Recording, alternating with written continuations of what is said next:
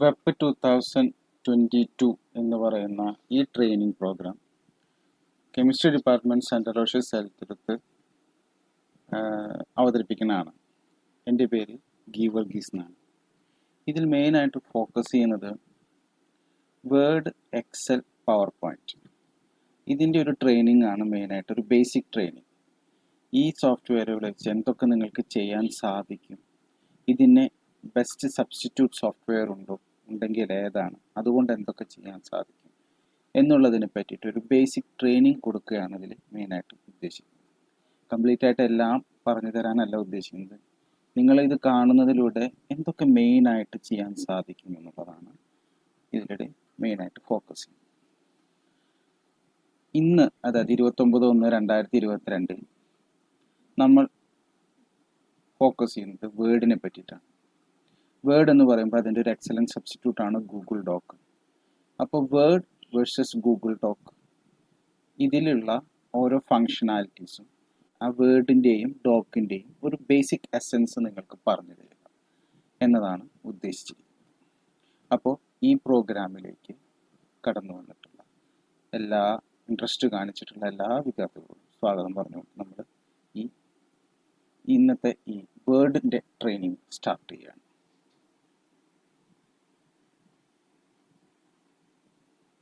വിശദമായിട്ട് തന്നെ ടോപ്പിക്കിലേക്ക് കടക്കാം. അപ്പോൾ ഇന്നത്തെ topic word and Google dock. ഇതിൻ്റെ ഒരു ഓവർലുക്കാണ് നമ്മൾ ഇന്നത്തെ ടോപ്പിക്കിലേക്ക് കിടക്കുന്നത്. ഞാൻ ഓൾറെഡി പറഞ്ഞു, ഇതിൽ 15 സെക്ഷൻ തിരിച്ചിട്ട് ഓരോ സെക്ഷനും ഓരോ സോഫ്റ്റ്വെയർ എങ്ങനെയാണ് ബിഹേവ് ചെയ്യുന്നത് എന്നുള്ളതാണ്. അപ്പോൾ 15 സെക്ഷൻ ഞാനിവിടെ ലിസ്റ്റ് ഔട്ട് ചെയ്തിട്ടുണ്ട്. ഓരോന്നും നമുക്ക് ഡീറ്റെയിൽ ആയിട്ട് ഡിസ്കസ് ചെയ്യാം. അപ്പോൾ ഏറ്റവും ആദ്യം നമ്മൾ ഒരു വേർഡ് ഫയൽ തുറക്കുകയാണെങ്കിൽ നിങ്ങളിതാണ് കാണുക. ഒരു റൈറ്റിംഗ് സ്പേസ് ഉണ്ടാവും മിഡിലിൽ ടോപ്പിൽ അതിൻ്റേതായ കുറേ ഫങ്ഷനാലിറ്റീസ് ഉണ്ടാവും. ലെഫ്റ്റിലും റൈറ്റിലും താഴെയും അതിൻ്റേതായ ഫങ്ഷനാലിറ്റീസ് ഉണ്ടാവും. ഇനിയിപ്പോൾ നമ്മൾ ഗൂഗിൾ ഡോക്ക് നോക്കുകയാണെന്ന് വെച്ചാൽ അതിൻ്റെ ഒരു ഓവർലുക്ക് ഇങ്ങനെ. അപ്പോൾ ആദ്യത്തെ ടോപ്പിക്കായ how to start, how to save, അതിനെ പറ്റിയിട്ട് നമുക്കൊന്ന് ചർച്ച ചെയ്യാം. ഫോർ എക്സാമ്പിൾ, വേർഡ് എന്ന ഫയൽ മൈക്രോസോഫ്റ്റ് വേർഡ് നിങ്ങൾ ഓപ്പൺ ചെയ്താൽ ഇങ്ങനെയാണ് കാണുക. ഇതിൽ സേവ് ഓപ്ഷൻ എന്ന് പറയുന്നത് ഫയലിൽ പോയിട്ട് അവിടെ നേരെ ജസ്റ്റ് സേവ് ഉണ്ട്, സേവ് ആസ് ഉണ്ട്. ഈ രണ്ട് ഓപ്ഷനാണ് സേവിങ്ങിനുള്ളത്. സേവ് ആസ് എന്ന് പറഞ്ഞു കഴിഞ്ഞാൽ നിങ്ങൾക്ക് അവിടെ ഏതൊക്കെ തരത്തിൽ സേവ് ചെയ്യാമെന്നുള്ള പലവിധ ഓപ്ഷൻസ് നിങ്ങൾക്ക് കിട്ടും. അതായത് ഇപ്പോൾ നിങ്ങൾക്ക് ഇവിടെ കാണാം, സാധാരണ നമ്മൾ ജസ്റ്റ് സേവ് ചെയ്യുകയാണെങ്കിൽ DOCX എന്ന് പറഞ്ഞ ഒരു ഓപ്ഷനിലാണ് നിങ്ങൾക്ക് ഉണ്ടാവുക. അതുകൂടാതെ ഒരുപാട് ഓപ്ഷൻസ് നിങ്ങൾക്ക് ഇവിടെ അവൈലബിൾ ആണ്. ഓക്കെ, ഫയലിൽ പോകുമ്പോൾ സേവ് ആസ് 2 ഓപ്ഷൻസ് ഉണ്ട്. സേവ് എന്ന് പറഞ്ഞാൽ DOCXൽ സേവ് ചെയ്യും. സേവ് ആസ് എടുക്കുകയാണെന്ന് വെച്ചെങ്കിൽ അത് നിങ്ങൾക്ക് പലവിധ ഓപ്ഷൻസ് ഓപ്പൺ ആണ്. JPG, word document, Microsoft word 2003, അങ്ങനെ പലവിധ ഓപ്ഷൻസ് അവൈലബിൾ ആണ്. അപ്പോൾ നിങ്ങൾക്ക് അതിൻ്റെ ഏതാണ് കമ്പാറ്റിബിലിറ്റി അതനുസരിച്ച് നിങ്ങൾക്ക് സേവ് ചെയ്യാം. അങ്ങനെ സേവ് ചെയ്യണ സമയത്ത് നിങ്ങൾ അതിൻ്റെ പേര്, ഫയൽ നെയിം ഏതാണോ നിങ്ങൾക്ക് ആവശ്യമുള്ളത് അത് കൊടുക്കും. അതുകൂടാതെ ഇവിടെ വളരെ ഇമ്പോർട്ടൻ്റ് ഒരു കാര്യമാണ് ഓതർ. നിങ്ങളാണ് എഴുതുന്നതെങ്കിൽ നിങ്ങളുടെ പേര് ഇവിടെ ക്ലിയർ ആയിട്ട് എഴുതുകയാണ് വെച്ചെങ്കിൽ പിന്നീട് നിങ്ങളിത് ഷെയർ ചെയ്യുമ്പോഴും അതിൻ്റെ ഓതർ എന്ന് പറയുന്നത് നിങ്ങൾ തന്നെയായിരിക്കും. ഓക്കെ, അപ്പോൾ ഈ 3 ഫീൽഡാണ് നിങ്ങൾ അവിടെ എൻ്റർ ചെയ്യേണ്ടത്. എന്നിട്ട് നിങ്ങൾ സേവ് ചെയ്യേണ്ടത്. ഇത് മൈക്രോസോഫ്റ്റ് വേർഡിൻ്റെ കാര്യത്തിൽ. ഇനി ഗൂഗിൾ ഡോക്യുമെൻറ്റിൻ്റെ കാര്യത്തിലാണെങ്കിൽ രണ്ടും സിമിലർ ഫങ്ഷനാലിറ്റീസ് ഉള്ളതാണ്. അപ്പോൾ ഗൂഗിൾ ഡോക്യുമെൻറ്റ് നിങ്ങൾ അഡ്രസ് ബാറിൽ, അതായത് നിങ്ങൾ ഗൂഗിൾ ക്രോം ഓപ്പൺ ചെയ്ത് അതിൻ്റെ അഡ്രസ് ബാറിൽ ഗൂഗിൾ ഡോക്ക് എന്ന് സെർച്ച് ചെയ്ത് അതിൻ്റെ ലിങ്കിൽ ക്ലിക്ക് ചെയ്യുമ്പോൾ നിങ്ങൾക്ക് കിട്ടുന്നത് ഇങ്ങനെയൊരു എൻവിറോൺമെൻറ്റ് DOCX എന്ന് പറഞ്ഞ് ഇതിൻ്റെ ലെഫ്റ്റ് സൈഡിൽ നിങ്ങൾക്ക് കാണാം. അതുപോലെ തന്നെ നിങ്ങൾക്ക് പലവിധ ഓപ്ഷൻസ് കാണാം. അതായത് നിങ്ങൾക്ക് ടെംപ്ലേറ്റ് ഗാലറി കാണാം.